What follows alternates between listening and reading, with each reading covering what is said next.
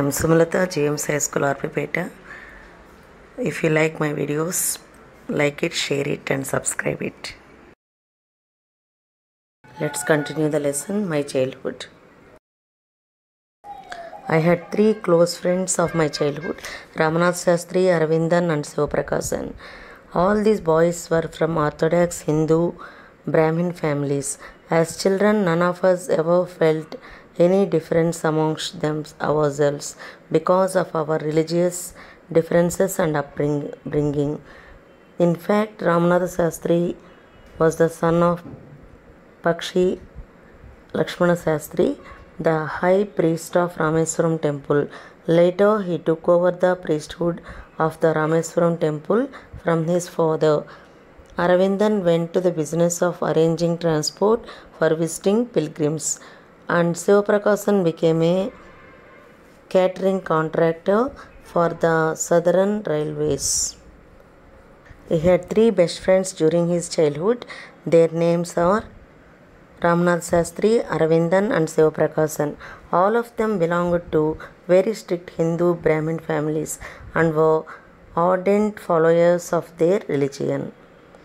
As APJ was from a Muslim family, he says that during his childhood all the children were very close to each other, that they never felt they belonged to different religions. Religion was not a barrier in their friendship. There is a very famous temple in Rameswaram, the Rameswaram temple. His best friend Ramanathan Shastri was the son of Pakshi Lakshmana Shastri, the priest of the temple. When these three friends grew up, Ramanath Shastri took the priesthood of Rameswaram temple. Aravindan started a business of transporting the pilgrims to and from the Rameswaram temple, and Sivaprakasan became a catering contractor for the Southern Railways. He was in charge of the catering for the railways. During the annual Sri Sita Rama Kalyanam ceremony, our family used to arrange boats with a special platform for carrying idols of the Lord from the temple to the marriage site, situated in the middle of the pond called Ramtirtha, which was near our house. Events from the Ramayana and from the life of the prophet were the bedtime stories my mother and grandmother would tell the children in our family. Rama Kalyanam ceremony is known as Kalyanotsava. It means marriage festival. In South India, marriage is known as Kalyanam. So Lord Rama and Sita's marriage is called Sita Rama Kalyanam ceremony. It is the ceremony of the depiction of the marriage between Sita and Rama. Whenever Sri Sita Rama Kalyanam ceremony used to take place, his family also took part in it. They used to arrange boats for it. They used to make a special platform on the boats on which the statue of Rama and Sita were placed and transported from the temple to the marriage site, which was in the middle of the pond named Ramtirtha. This pond is very near to his house. When he was growing up, he never thought that there were any difference between Hindus and Muslims, as they participated in the Hindu festivals wholeheartedly. He says that they listened to stories from Ramayana and the life of the prophet from their mother and grandmother as bedtime stories. So they listened to the stories of both Hindu gods and Muslim gods. There was no differentiation on grounds of religion. When I was in the 5th standard at the Rameswaram Elementary School, a new teacher came to our class. I used to wear a cap which named me as a Muslim, and I always sat in the front row next to Ramanath Shastri, who wore the sacred thread. The new teacher could not stomach a Hindu priest's son sitting with a Muslim boy.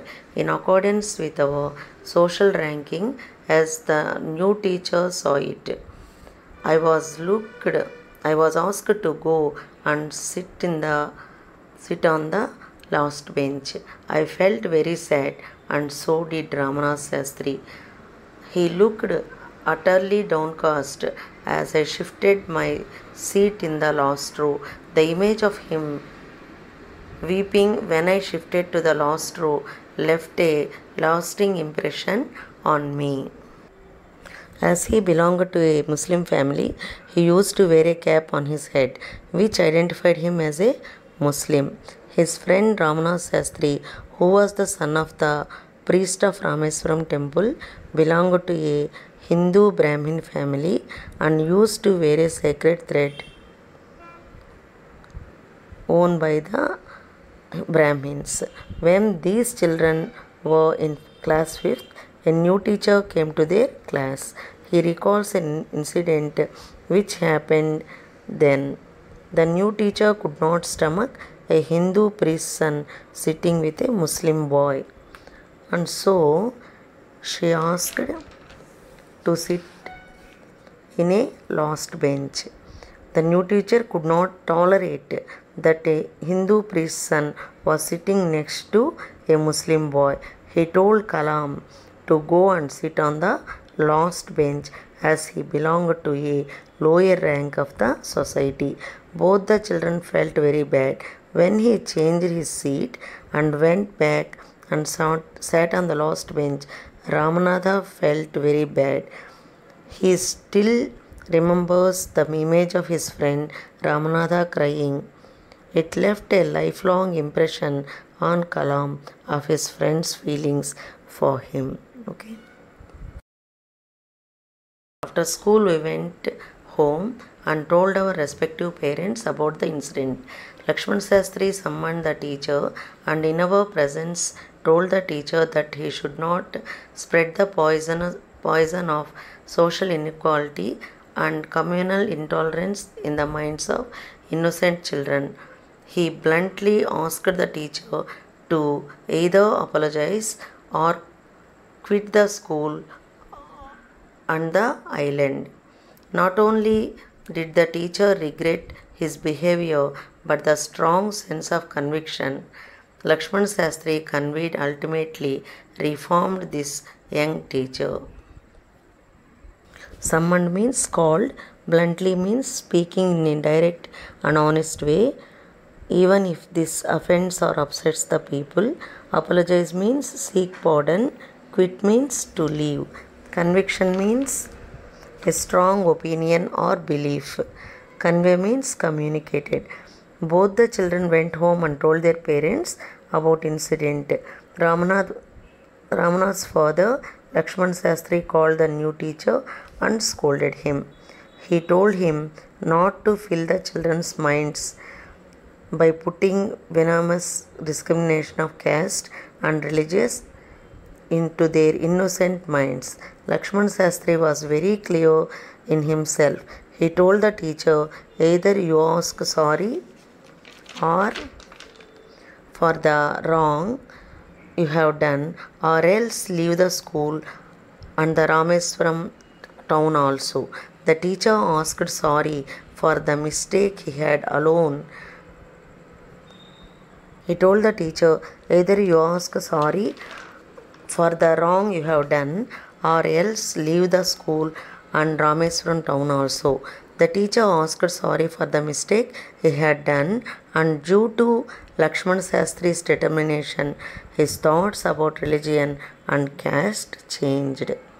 Okay. On the whole, the small society of Rameswaram was very rigid in terms of the segregation of different social groups. However, my science teacher Subramaniam Iyer, though an orthodox Brahmin with a very conservative wife, was something of a rebel.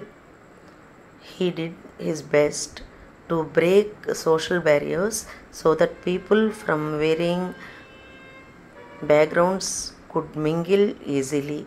He used hours with me and would say, Kalam, I want you to develop so that you are on par with the highly educated people of the big societies.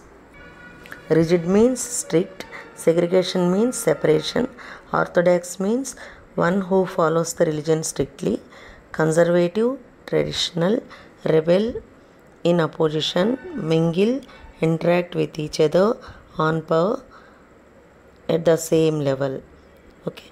The division of society into four groups, Brahmins, Kshatriyas, Vaisyas and Sudras, were strictly followed in Rameswaram. Kalam's science teacher Sivasubramaniam Iyer was a religious person, an orthodox Brahmin, but was rebellious type of person. He did not believe in distinction on the basis of the caste system. He worked very hard to break these social barriers. He wanted that people of different castes should interact with each other. He encouraged Kalam to work hard so that he could be at the same level as the high educated people who lived in big cities.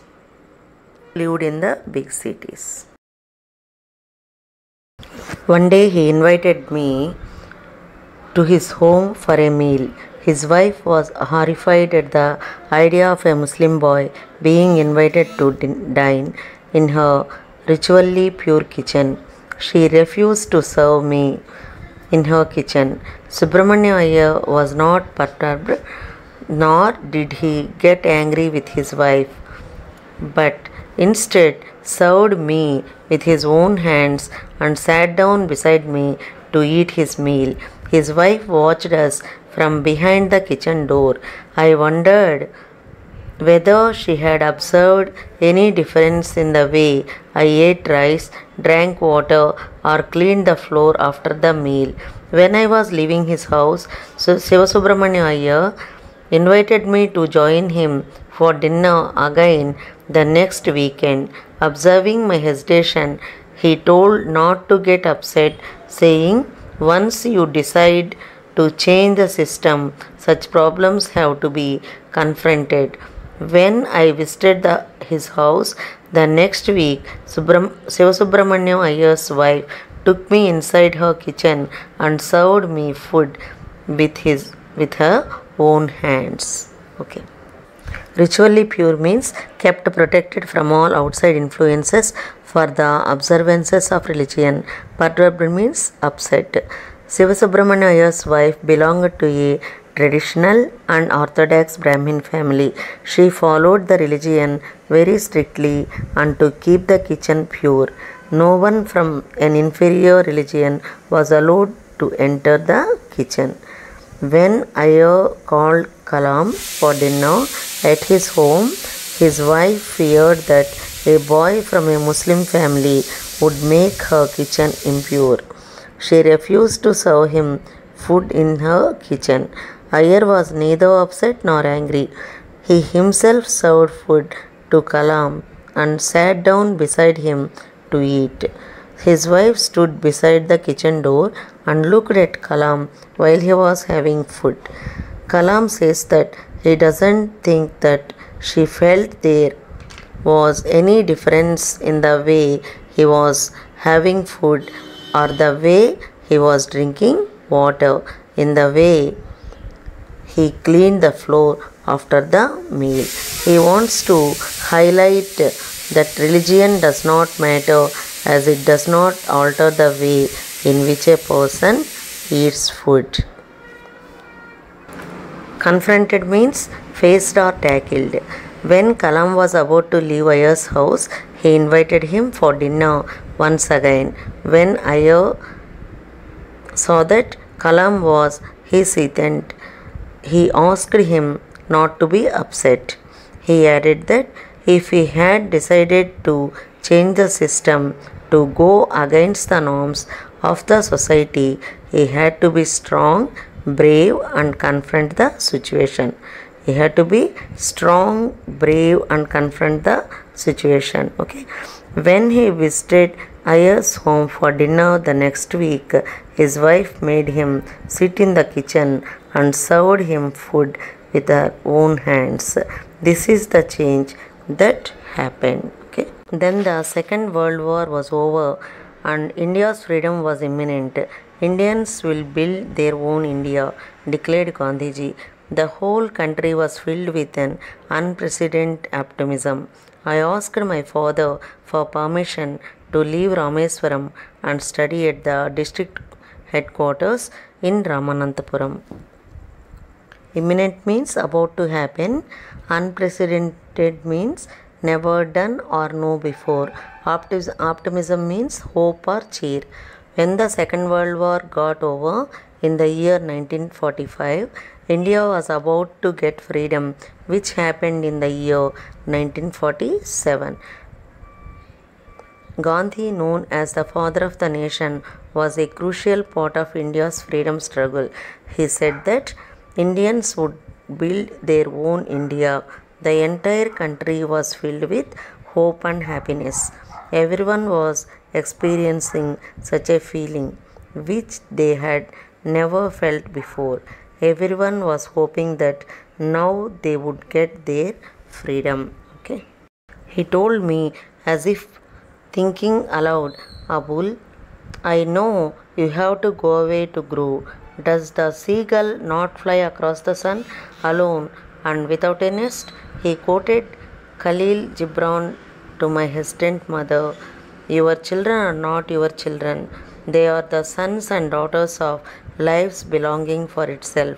They come through you, but not from you. They come through you, but not from you. You may give them your love, but not your thoughts, for they have their own thoughts. They come through you, but not from you. You may give them your love, but not your thoughts, for they have their own thoughts. Okay. He asked his father to allow him to go to Ramananthapuram, which was the district headquarters for higher studies. Seagull is a bird. In reply, his father told him that he knew that he needed to go away so that he could move ahead in life. He gave the example of seagull, which flies away in the sky all alone and does not have a nest. It means it doesn't have a home of its own, as it keeps on flying from a place to another. When Kalam's mother came to know that he was about to leave home and wanted to go to Ramananthapuram for higher studies, she got upset. His father tried to calm her down and told her a few lines from a famous poem titled Your Children, written by Khalil Gibran. He said that your children are not your children. Your children are not your children. They are the children of life. Don't think that you can rule your children. They are a result of life's desire for itself. They have their own thoughts. He asked her to give them freedom to fulfill their thoughts.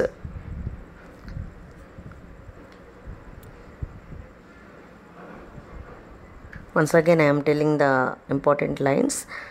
He said that your children are not your children. They are the children of life. Don't think that you can rule your children. They are a result of life's desire for itself. They have their own thoughts. He asked her to give them freedom to fulfill their thoughts. Okay.